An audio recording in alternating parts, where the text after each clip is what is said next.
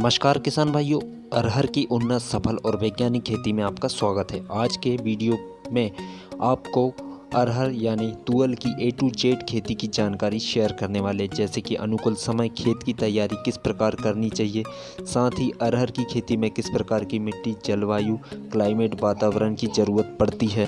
साथ ही जानेंगे अरहर में लगने वाले कीटों और रोगों के निवारण के लिए स्प्रे शेड्यूल, फर्टिलाइज़र शेड्यूल। इस वीडियो के माध्यम से आपको A to Z जानकारी अरहर के खेती की दी जाने वाली है, तो आप इस वीडियो को अंत तक अवश्य देखिएगा। इस वीडियो को लाइक और चैनल को सब्सक्राइब अवश्य कर लीजिएगा। तो चलिए शुरू करते हैं। किसान भाइयों, सबसे पहले जानते हैं अरहर की बुआई का सही समय। अरहर की फसल में अच्छी पैदावार को तैयार करने के लिए वैज्ञानिक तरीकों का इस्तेमाल करना चाहिए।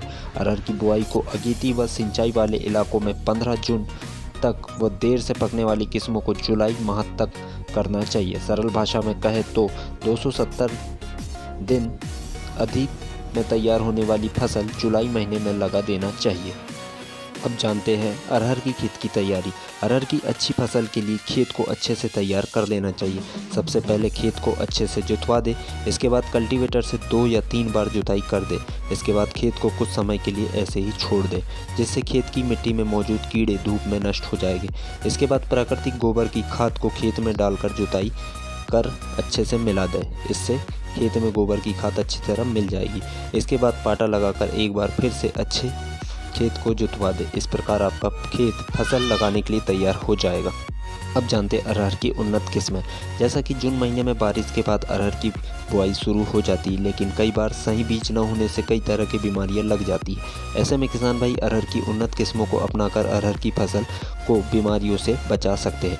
केंद्रीय दलहन अनुसंधान संस्थान के वैज्ञानिक ने 7 वर्षों के शोध के बाद दाल की नई किस्म IPA 203 विकसित की, जिसमें अरहर में होने वाले बीमारियों नहीं होगी। साथ ही आप IPH 1503 और IPH 0905 का इस्तेमाल कर सकते हैं। हाइब्रिड किस्मों में आप ICPH 8, GTH 1, IPCH 2740 का इस्तेमाल कर सकते हैं। उन्नत किस्में क्षेत्रवार के हिसाब से आप मध्य प्रदेश में JKM 189, TJT 501, JKM 7, TT 401, Haryana में पारस पूसा 992, उपास 120, AAL 201, बिहार के लिए MA 6, आज़ाद DA 11, IPA 203, गुजरात के लिए GT 100, GT 101,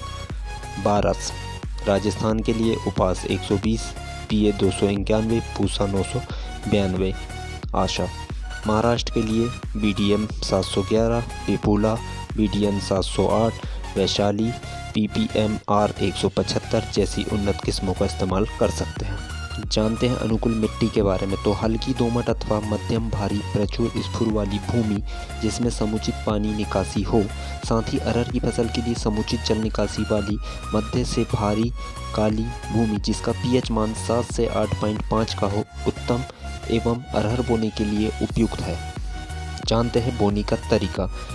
कतारों के बीच की दूरी शीघ्र पकने वाली जातियों के लिए 60 सेंटीमीटर, मध्यम तथा देर से पकने वाली जातियों के लिए 70 से 90 सेंटीमीटर रखना चाहिए। कम अवधि की जातियों के लिए पौध अंतराल 15 से 20 सेंटीमीटर व मध्यम तथा देर से पकने वाली जातियों के लिए 25 से 30 सेंटीमीटर रख सकते हैं। जानते हैं बीज की मात्रा व बीजोपचार। जल्दी पकने वाली जातियों का 20 से 25 किलोग्राम एवं मध्यम पकने वाली जातियों का 15 से 20 किलोग्राम बीज हेक्टेयर पर बोना चाहिए। जेफली पद्धति से बोने पर 3 से 4 किलो बीज की मात्रा प्रति हेक्टेयर लगती है।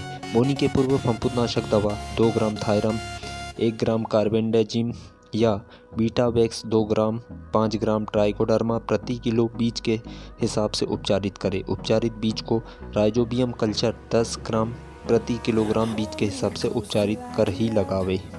जानते हैं तुअल की फसल में निंदाई गुड़ाई के लिए क्या करता है। खरपतवार नियंत्रण के लिए 20 से 25 दिन में पहली निंदाई तथा फूल आने के पूर्व दूसरी निंदाई करें। 2-3 कोल्पा चलाने से निंदाओं का अच्छा नियंत्रण रहता है व मिट्टी में वायु संचार बना रहता है। निंदानाशक पेंडिमेथिलिन 1.25 किलोग्राम सक्रिय तत्व प्रति हेक्टर बोनी के बाद प्रयोग करके नींदा नियंत्रण होता है। नींदानाशक प्रयोग के बाद एक निंदाई लगभग 30 से 40 दिन की अवस्था पर करना लाभदायक होता है। बात करते हैं सिंचाई की, तो जहां सिंचाई की सुविधा उपलब्ध हो वहां एक हल्की सिंचाई फूल आने पर व दूसरी फलियां बनने की अवस्था पर करने से पैदावार में बढ़ोतरी होगी।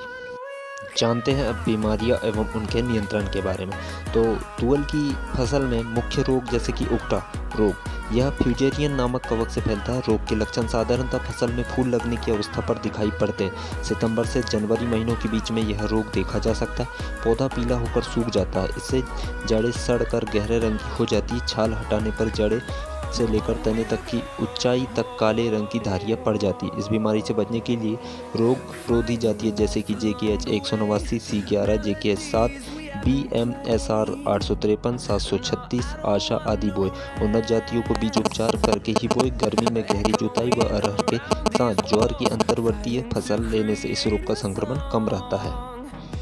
दूसरे रोग की बात करें तो पाइटोप्थोरा झुलसा रोग ग्रसित पौधा पीला होकर सूख जाता है। इसमें तने पर जमीन के ऊपर गठानुमा असीमित वृद्धियां दिखाई देती है। पौधा हवा आदि चलने पर यहां से टूट जाता है। इसकी रोकथाम हेतु 3 ग्राम मेटेलॉक्सिन फफूंदनाशक दवा प्रति किलो बीज के हिसाब से उपचारित करें।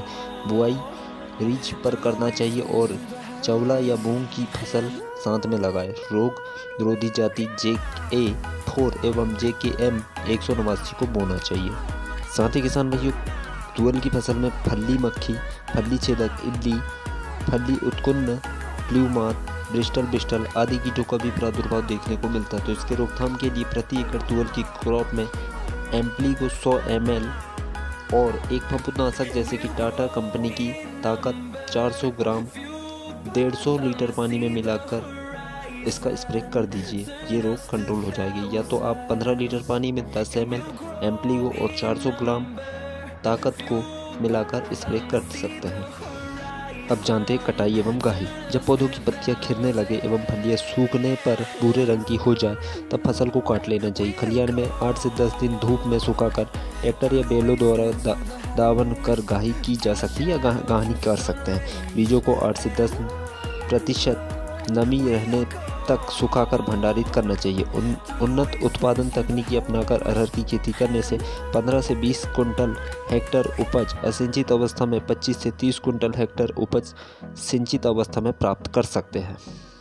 तो किसान भाइयों, इस वीडियो के माध्यम से अरहर की उन्नत किस्म और उन्नत खेती के बारे में आपको जानकारी दी गई है। इस वीडियो पर लाइक, शेयर और कमेंट अवश्य कीजिएगा। मिलते हैं अगले वीडियो पर, तब तक के लिए नमस्कार।